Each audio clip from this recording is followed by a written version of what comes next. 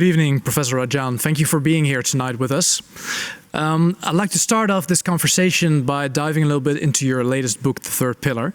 In it, you write that people need to have a chance within the capitalist system, and that the moment they don't have that chance, they will rebel against it. You mentioned that a lot of populist friction we see these days has actually its roots in a capitalist system that is not working for everyone. Now let's start with the context of Europe. For whom has the capitalist system over the last few decades not worked within Europe? Well, I mean, certainly, if you think about Europe itself, look at the high levels of youth unemployment, and you have to argue it's not working for the very young. Often that youth unemployment, if you look at Germany, for example, a very prosperous country, a lot of that youth unemployment is situated in East Germany, and East Germany, as we know, is the fount for many of these populist right-wing movements also.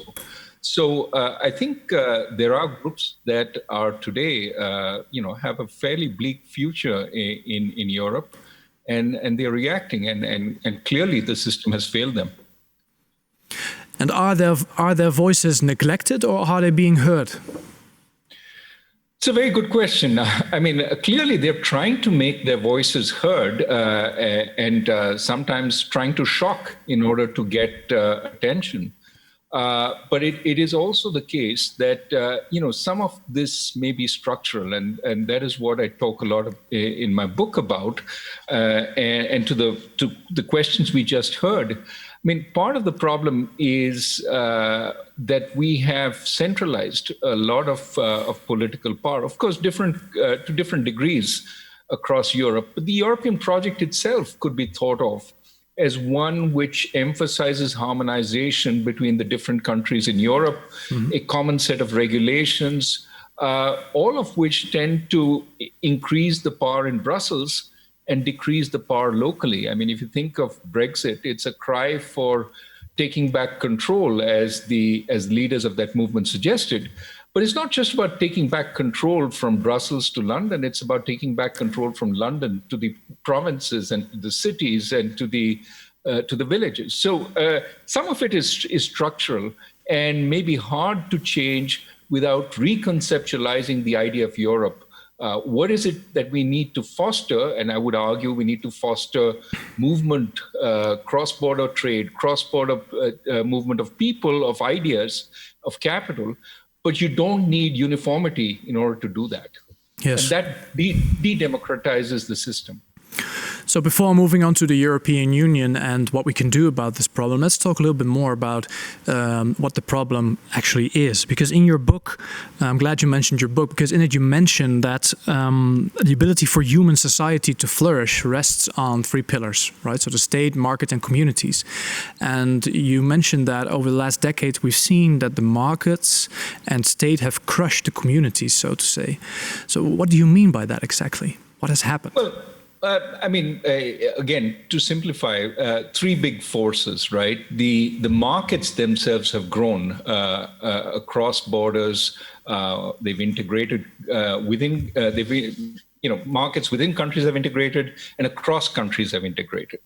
Now, what that means is that the forces of competition hit everywhere. And areas that hadn't been exposed to much competition earlier, now exposed to tremendous amounts of competition. So that's one force. Market forces are hitting everywhere.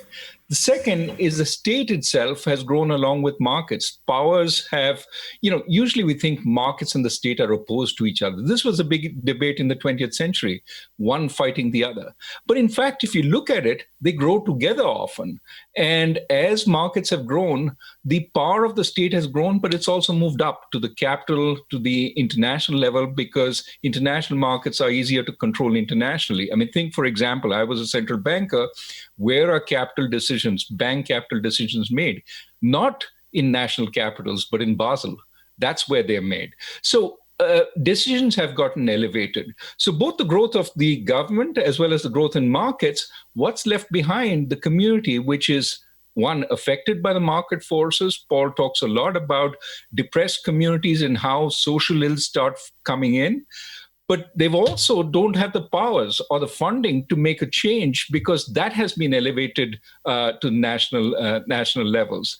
So they're disempowered, but they have to actually adapt, and they don't have the ability to adapt, which creates frustration and therefore the desire for some kind of an alternative, which is what we're seeing now. Yeah. Very clear. So what is the role of technology within this all that you mentioned? Well, this is a global phenomenon, and so one of the questions is what is global about it? Why do you see the rise of anxiety in the Hindu majority in India, as well as in the white majority in the United States? What's common? And I would say two things are probably common. One is an idea.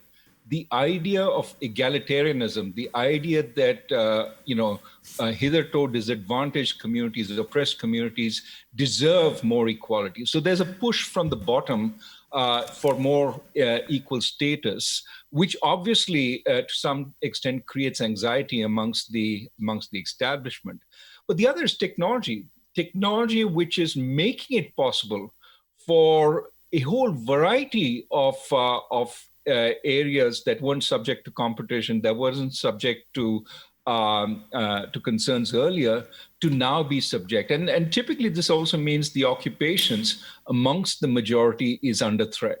And so given that, the push from bottom up for greater political rights, greater social equality, and the push across the world of technology, making it possible to even out, essentially creates a tension which you see reflected in some of these movements. Yes. And has this led to social stratification as well? Absolutely, because one of the things that's going on in a really competitive world is, survival of the fittest. And everybody wants to be in that list of fittest because the fittest earn far more. Ordinary, moderate, middle-income jobs have disappeared. You've got a lot of jobs at the low end, a lot of jobs at the very high end. Everyone wants their kids in Harvard, in Oxford, in the best universities. And to get there, they have to go to the best schools. And to get to the best schools, they have to move to the richest, most prosperous communities, because, again, this is a place where Paul and I agree.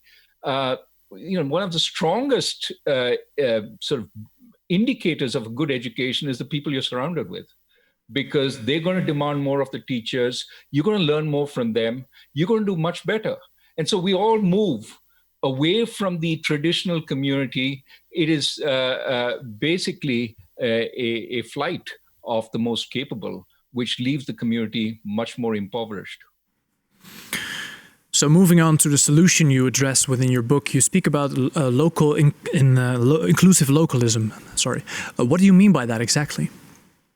Well, on the one hand, localism means try and develop more solutions locally, which means first start empowering the locality far more.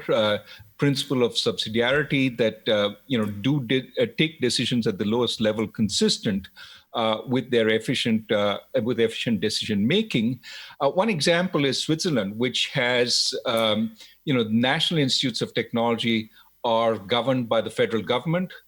The high schools are governed by the cantons, of which there are 26. And the primary school is governed by the municipality, of which there are 3,000. So at the early stage, the community, which is the municipality, has a lot of ability to influence what you learn and how you learn. And that is a good thing, because your values are embedded in that, and the community itself feels a sense of empowerment. So empowerment is important.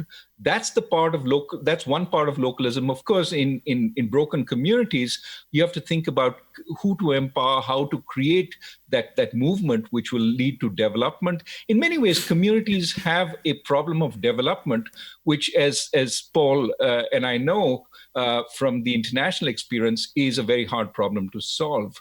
But the other aspect I think there's hope. There are lots of communities that have come out from fairly damaging situations, one of which I describe in the book, the Pilsen community in Chicago, which was in the middle of a gang war and built itself up today so that many people want to live there. But apart from the fact that you want localism, this goes to the questions that were asked earlier. That localism has to be inclusive. The earlier idea of communities was these would be hierarchical, these would be parochial, these would be segregationist. In the United States, for example, the idea of states' rights is often invoked by the segregationists, the racists who didn't want the benefits to go to the African American population. So you have to combat that. And that is why I think it's very important to emphasize the inclusive also. We're talking about inclusive communities bound by ideas, bound by big projects, and not bound just by the color of their skin. So can communities really be localized again when, for example, the ubiquitous smartphone is all around us and offers us instant access to anywhere, everywhere we want? Well, technology has many sides to it, right? So you can sort of have photos of a family each on their smartphone and not talking to each other. At the same time, I know my kids keep in much greater touch with their colleagues from school, even though they all live in different cities, because they have Facebook pages for their group. They meet more often physically because of that. So it really depends on how you use it. Technology doesn't come with values attached. It's the values you impose on technology which allow you to go in a particular direction. And so what I think we need to do is, and we will, perhaps as a result of the experience with the pandemic, rediscover that we are social animals. And that we need to work on building our community because when a pandemic hits, we find that we really need it. We need those ties across people. So, latest question for you, Mr. Rajan. Who has to take the lead on this transformation? Can we just be rest assured about the strength of communities, or does the government need to have a leading role within this? Well, I think lots of players have to play a part. I don't want to emphasize the government because in a sense, I'm saying that what we need is more decentralization. So a centralized authority imposing decentralization is somewhat a contradiction in terms. What we do need is certainly some government support to these efforts. I've talked about funding. I talk about empowering the local areas. Some governments have tried, some will do more. But we also need a bottom-up movement, a sense amongst people. And I see this in every country, a sense that, we have grown apart. We want to come back together. Let us create community gardens. Let us create community kitchens in order that we find a place we can meet, given that we've sort of professionalized so much and there's so few areas we actually do meet today, unlike in the past. So I think humans do recreate social structures, whether it's the parent-teacher association because they want to meet around the school, or so many other ways that we try and create these groups. I think we need to realize this is really important, especially if we have to deal with the diseases of the future, one of which is the loneliness of the elderly, which is growing in a really big way. Yeah.